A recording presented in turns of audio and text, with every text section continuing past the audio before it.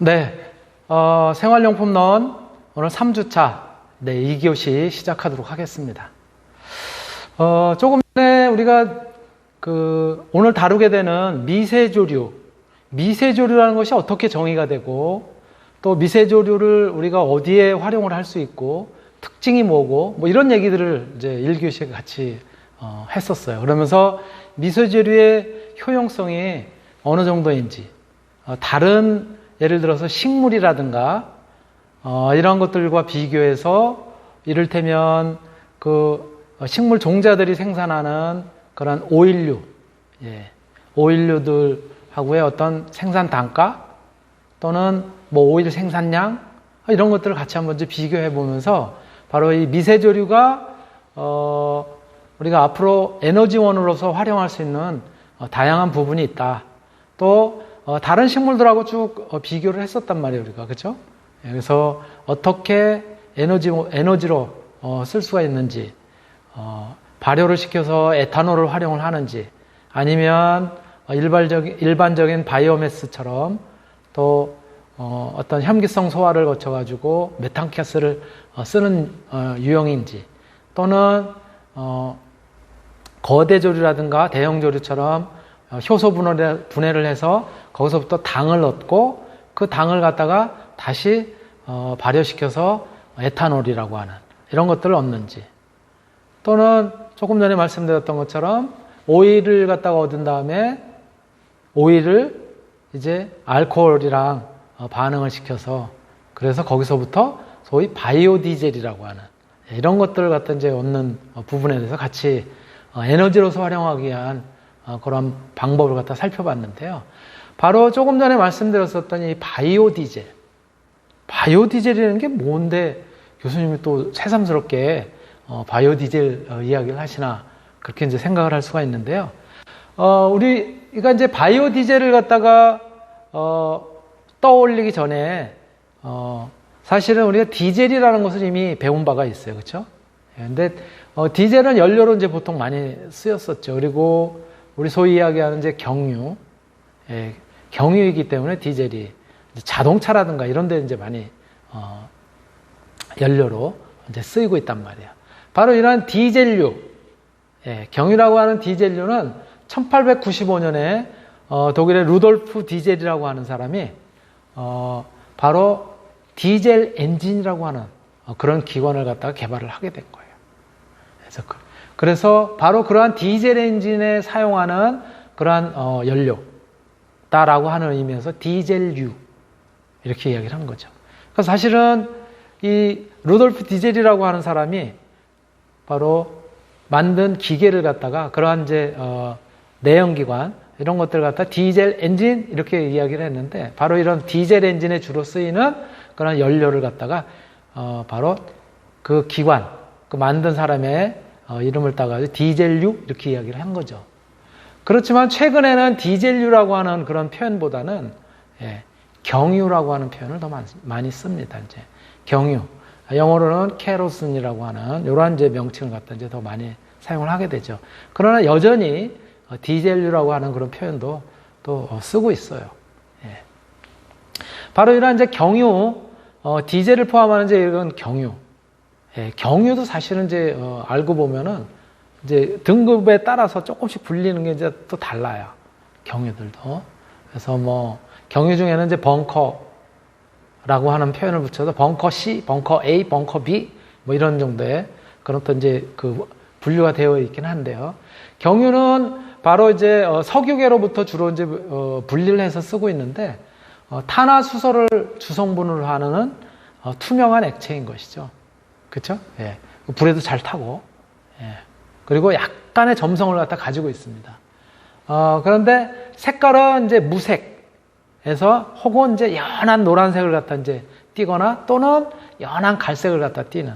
이거 이제 품질에 따라서 이제 분류되는 그런 이제 종에 따라서 그렇게 이제 색깔도 이제 다르기도 하죠. 대략 끓는 점의 범위가 끓는 점이 한 250에서 300도씨 정도 돼요. 350도씨. 250에서 350도씨 정도가 끓는 점이에요. 요 오일의 경우에는. 그리고 밀도 이제 비중이라고 표현하지만 밀도는 대략 820에서 845kg per 큐빅미터, 세제곱미터, 예, 정도가 되는 거죠. 요거 이제 보통 우리가 비중이라고 하는 표현을 쓰면은 0.82에서부터 0.845. 근데 이제 종류에 따라서 0.87까지 가는 것도 있긴 해요. 예, 요렇게 이제 우리가 이제 표현하는 거죠. 예, 바로 그러한 유형의 이제 탄화수소예요. 그런데 이제 요거는 이제 뭐냐면 분자당 탄소수가 대략 한 10개에서 15개 정도를 갖다 가지고 있어요. 바로 이 경유가. 그러면 뭔가 이제 좀 조금 우리가 지금까지 배워왔었던 내용을 갖다가 좀 이렇게 들여다보면 뭔가 연계가 될 것 같기도 해요. 분자량이 한 분자당 가지고 있는 탄소수가 대략 한 10개에서 15개 정도로 만들어진 그러한 이제 그 물질을 갖다 우리가 경유, 그러한 탄화수소를 경유 계열 이렇게 이야기를 하는데, 그러면 우리가 콩이라든가 혹은 깨라든가 또는 아까 말씀드렸던 것처럼 유채라든가, 예, 또는 뭐 야자유라든가 이런 것들, 얘네들도 오일은 오일이잖아요. 그쵸? 그럼 걔네들의 오일은 탄소수가 몇 개나 될 거냐는 거예요.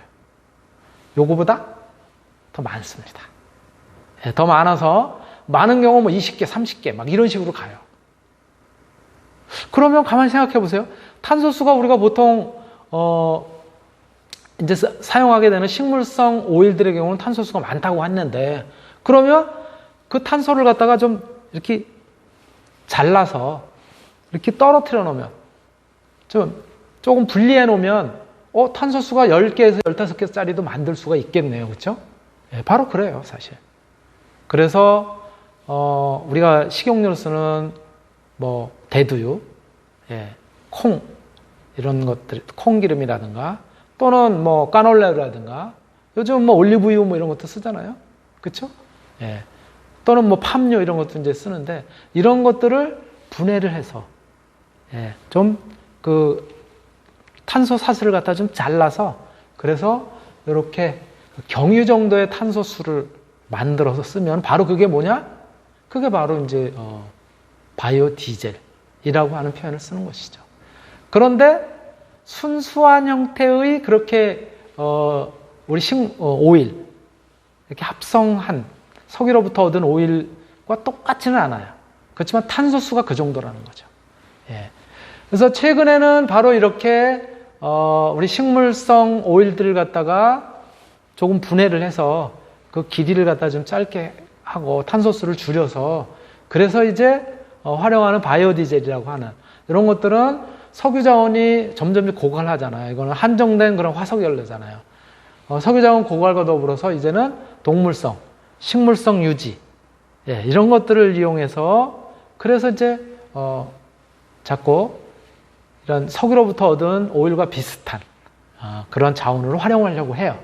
그래서 그렇게 식물성이나 동물성 오일을 갖다 활용해서 만든 지방산 메틸 에스테르라고 하는, 예, 지방산을 갖다 이제 잘라서 에스테르 형태로 만든 그런 형태의 오일을 갖다 우리가 바이오 디젤 이렇게 이야기하는 거예요. 즉 탄소수가 좀 잘라져 있어요. 예. 그래서 한번 바이오 디젤은 그럼 어떻게 만드느냐? 이렇게 만드는 거죠. 그래서 보시는 것처럼 저기 맨 왼쪽에 어디서 많이 본 것 같지 않아요? 여러분들? 저기 지방산이라고 하는 거예요. 지방산이라고 하는 건 유지 또는 오일이라고 얘기하는 거죠. 예, 트리글리세라이드라고 이야기하는 거죠. 예. 저렇게 CH3COR이라고 하는, 예, 이 글리세라이드 그룹들이 저기 기본적으로 한 3개 정도 이렇게 이제 이루어져 있죠. 저보다 더 많을 수도 있겠지만, 예.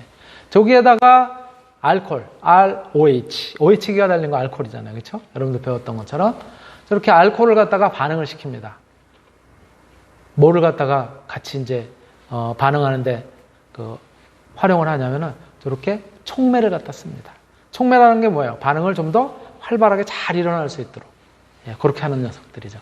그래서 자기는 직접 반응에는 관여하지 않습니다. 마치 뭐와 같다? 자기가 결혼은 안 하지만 다른 사람들 막 결혼시키는 중매장이와 같다. 그리고 그 사람들은 결혼시키고 자기는 또 가서 또 다른 사람 또 이제 중매하고 그러잖아요. 그렇죠? 그게 촉매인데요. 바로 이러한 촉매들이 존재하는 그런 이제 조건에서 이렇게 지방산을 알코올하고 반응을 시키게 되면 요 맨 앞에 있는 것처럼 이게 뭐냐면은 글리세린이에요. 글리세린. 예, 글리세린입니다. 글리세린이 얻어지고 그와 더불어서 바로 이렇게 메틸기가 달린 에스테르들이 만들어집니다. 바로 이렇게 만들어진 녀석을 우리가 바이오 디젤 이렇게 이야기하는 거죠. 굉장히 저런 그 결합들이 많은 거에다가 이렇게 비교적 끊어서 그래서 이제 그 에스테르기를 갖다가 가지는 이러한 이제 물질로 이제 만들게 되는데요. 저기 촉매로 많이 쓰는 것들은 뭐냐면은 여기 수산화나트륨이라든가 또는 수산화칼륨이라든가 이런 것들을 갖다 촉매를 써요. 얘네들을 조건이 좀 이상해지면 어떻게 되겠어요? 저게 이렇게 가지 않고 메틸 에스터를 갖다 만들지 않고 뭐가 만들어질 것 같아요? 비누가 만들어지는 거예요. 쟤네들이 촉매가 오히려 저기 가서 결합을 해버리면은 비누가 오히려 이제 만들어질 수 있겠죠. 바로 이러한 에스터를 갖다 만들게 되는데 에스터는 여러분들이 잘 아시는 것처럼 끝에 COO라고 하는 RCOOR 이런 형태로 이제 되는 거죠. 이러한 것들은 이제 에스터라고 배웠죠. 이러한 이제 반응을 통해서 바로 바이오 디젤을 갖다 만들 수가 있습니다. 조금 전에 말씀 드렸었던 것처럼 1교시에 말씀드렸던 것처럼 이렇게 우리가 석유 자원이 자꾸 고갈돼 가고 그러는 과정에서 석유 자원을 대체할 그런 이제 대체 에너지를 다양한 형태로 이제 찾게 되는데 그 과정에서 우리가 제일 처음에 시도가 됐었던 것이 뭐냐면요.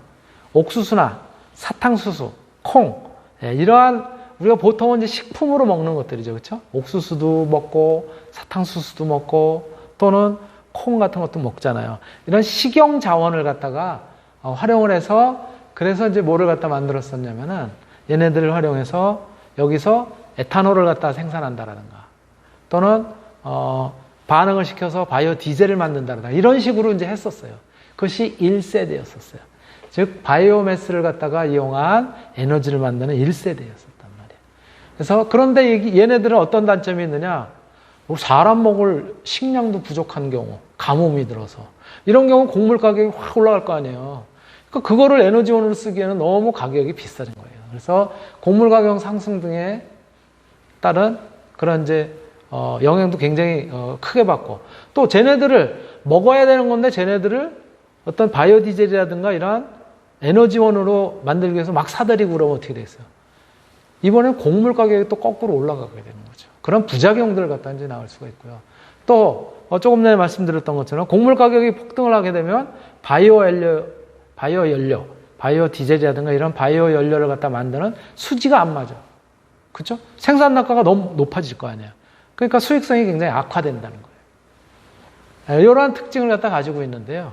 그래서 이제 최근에 또 많이 하는 것 중에 하나가 뭐냐면 이 2세대 바이오매스를 갖다 이제 사용을 하는 거예요.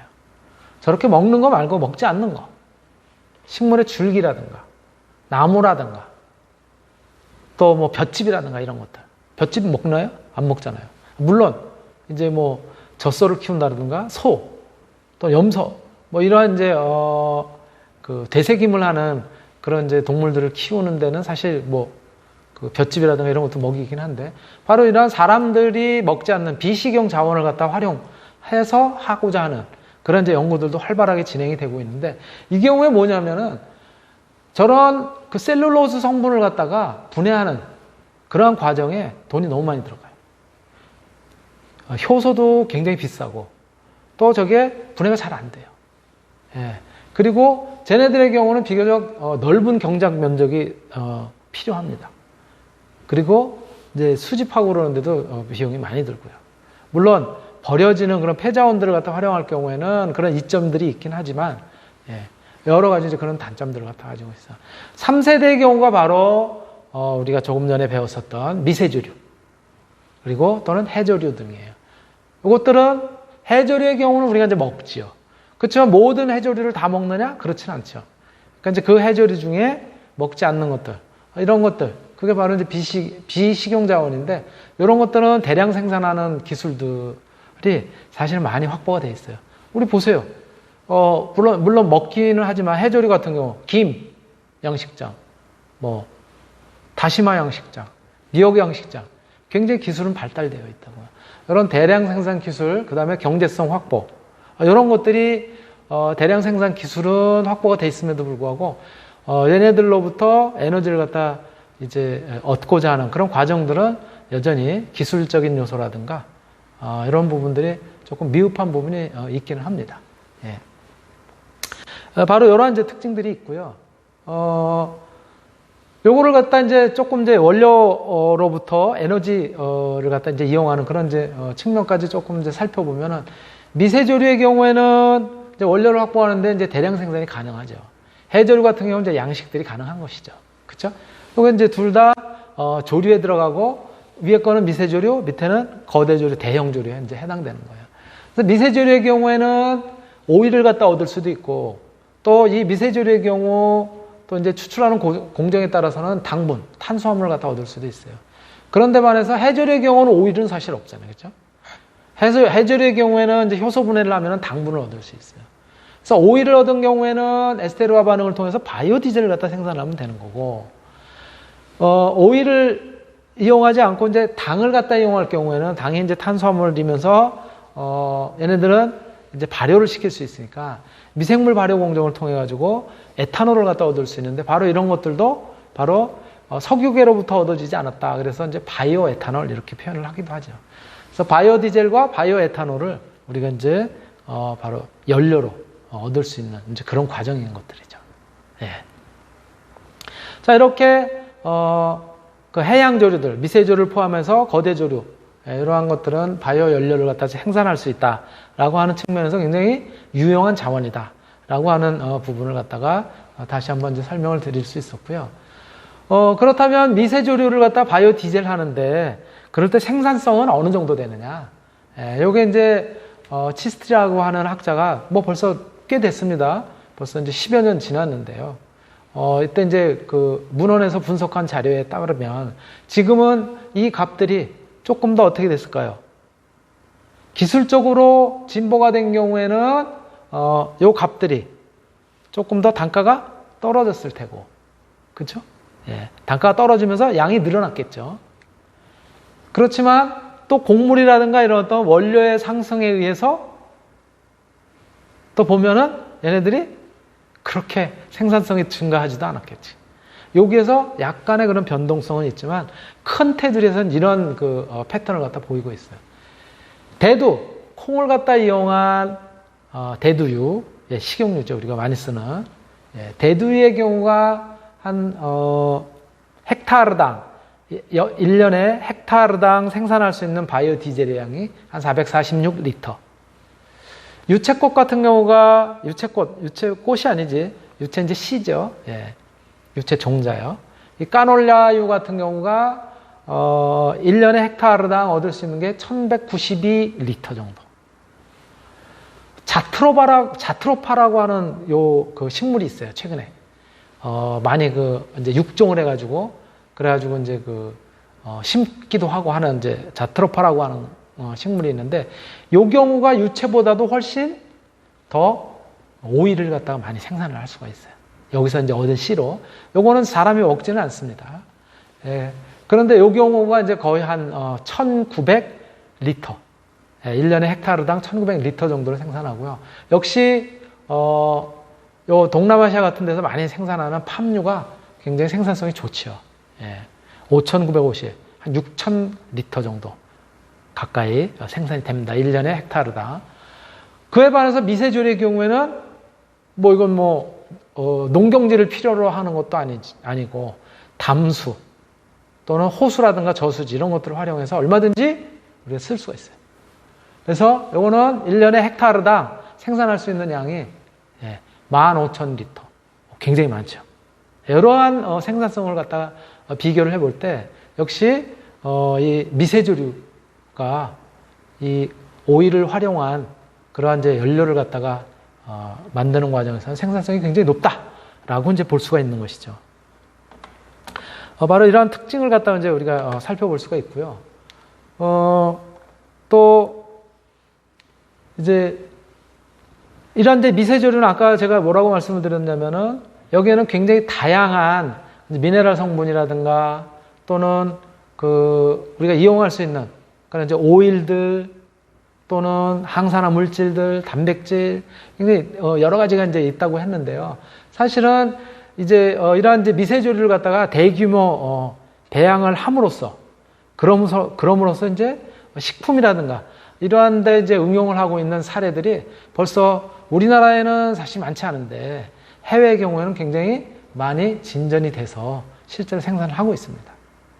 그 사례를 갖다 좀 잠깐 소개를 해보면은 클로렐라 녹조류인데요. 클로렐라 다음에 이제 저 뒤에 저게 이제 종이고 그 뒤에 이제 저게 이제 속이죠. 속 클로렐라라고 하는 속에 그 뒤에 있는 게 이제 종이에요. 종은 조금씩 다른데 파이레노이도스 라고 하는 그런 종이 있고요. 또 불가리스라고 하는 종이 있고요. 여러분들 왜 뭐 요구르트라든가 이런 데도 뭐 불가리스 뭐 이런 것 이제 나오잖아요. 그런데 저런 이제 종이 이제 또 다른 것들이죠. 또 엘립소이데아라고 하는 이제 종들이 있는데 이거 다 이제 클로렐라 속에 이제 속하는 그런 이제 녹조류들이에요. 요 경우가 증식 속도가 하루에 제곱미터당 균체가 한 2에서 20제곱미터 평방. 2에서 20g 정도. 굉장히 빠른 속도입니다, 저것도. 생산지는 보통 이제 일본이나 대만에서 이미 생산을 하고 있어요. 이 클로렐라는 식품으로 활용하기 위해서. 주요 용도 유용 성분은 건강식품, 단백질이라든가 또는 지질이라든가 비타민, 미네랄 이런 것들을 갖다 생산하기 위해서 실제로 지금 배양을 하고 있고 또 그거를 활용해서 식품으로 이용을 하고 있는 그런 종입니다. 그 다음에 앞에서 잠깐 설명드렸었지만 스피루리나라고 하는 이런 것들이에요. 그래서 스피루리나 플라텐시스라고 하는 게 있고요. 또 막시마라고 하는 이런 이제 종이 있습니다. 얘네들의 경우에는 이제 증식 속도가 하루에 제곱미터당 8에서 14 정도, 14g 정도 되고요. 주로 이제 생산지는 유럽이 아니라 이제 아메리카 쪽에, 그 다음에 동남아시아 쪽에서.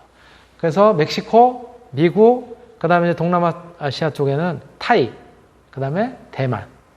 자, 동남아시아 이런 데서도 이런 건 이제 그 조류 같은 경우는 물론, 동남아시아 그 자국에서 한다기보다는 이제 다국적 기업들이 이제 생산하고 이제 그러거든요. 그런 어떤 기술적인 요소를 가지고 가서.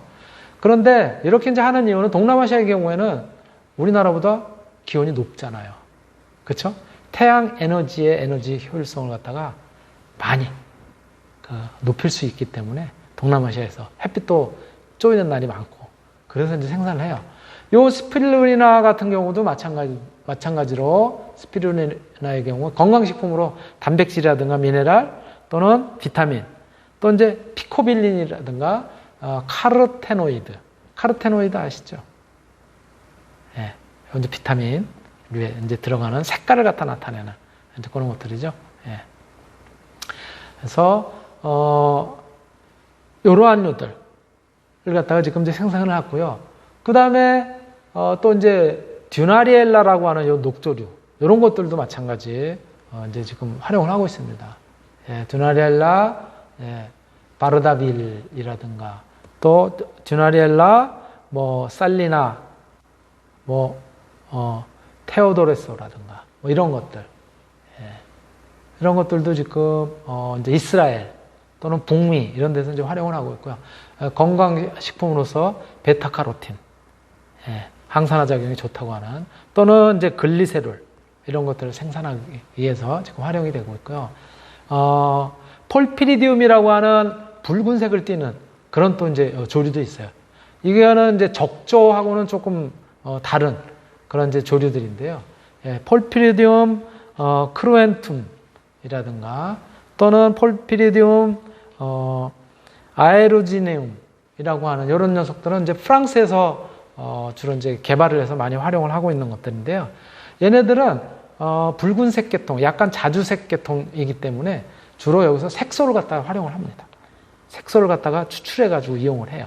그 다음에 이제 다당류, 당을 갖다 이제 추출하기도 하고요. 아라키돈산이라고 하는 유용한 그러한 물질들도 이제 추출해서 그것을 이제 활용을 하고 있죠. 이러한 부분들이 바로 실제 지금 이제 조류를 갖다 대량으로 이제 배양을 해서 그래서 이제 활용하고 있는 그런 것들이고요. 또 더불어서 요것뿐만이 아니라 또 이제 기타 이제 다른 측면에서 미세조리에서 생산되는 식품들, 또 의약품 이런 건 이제 원료 물질들, 이제 가격이라든가 이런 것들도 이제 요 표에서 지금 나타냈는데요. 예를 들어서 건강식품 같은 경우는 이제 클로렐라가 이제 주로 많이 쓰이고요. 그 다음에 이제 파이코빌리 프로테인, 단백질 같은 경우도 시아노박테리아 계통의 남세균 같은 요것도 이제 마찬가지로 광합성 작용을 이제 하고 그러는 것들인데요. 이런 것들은 식품에 들어가는 색소라든가 또는 이제 어떤 그 대사 물질들, 그런데 도움을 주는 그런 물질들로 마찬가지로 이제 많이 쓰이고 있습니다. 그리고 베타카로틴, 아까 잠깐 봤죠. 드나렐라라고 하는 그런 이제 자주색 계통의 이러한 이제 조류인데요. 이런 것도 마찬가지 식품 색소 또는 식품의 원료 이런 걸로 공급하기도 하고요. 또 동위원소, 방사성 동위원소라든가 또 어떤 이제 동위원소로서의 그런 기능을 하는데 이제 쓰는 그런 소재로는 다양한 그런 이제 물질들이 이제 쓰이고 있는데 역시 이제 의료라든가 이런 데 쓰이기도 하고요. 그 다음에 의약품에도 이제 마찬가지로 쓰입니다. 시아노박테리아 같은 경우가 남세균이라고 하는 이런 녀석들도 이를테면 이제 최근에는 뭐라 그럴까 이제 항암 그 성분들 이런 것들이 이제 발견이 돼서 그런 것들을 활용을 해서 굉장히 그 뭐라 그럴까 가치가 높은 그런 이제 소재로 우리가 이제 쓰고 있기도 해요. 그런 이제 다양한 그런 이제 소재들이 바로 광합성을 하는 미세조류들 이런 것들을 갖다 이용을 해서 그래서 이제 만들어지고 있는 것이죠. 요게 이제 미세조류의 이제 생산 현황이에요. 현재 남조류, 녹조류, 규조류,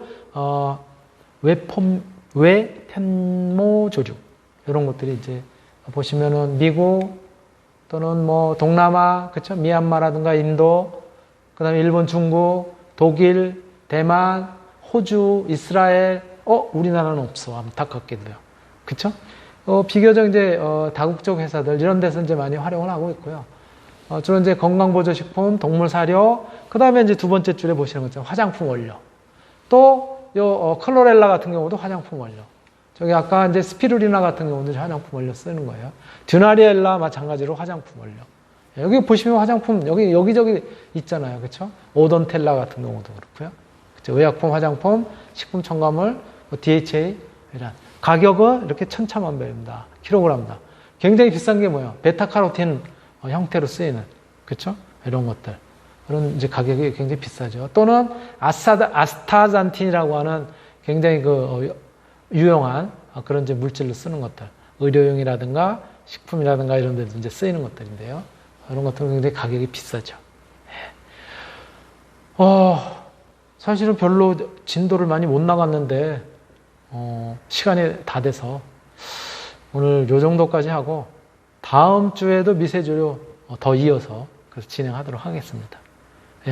오늘은 그러면 생활용품론 3주차 강의 모두 마치도록 하겠습니다. 네, 감사합니다.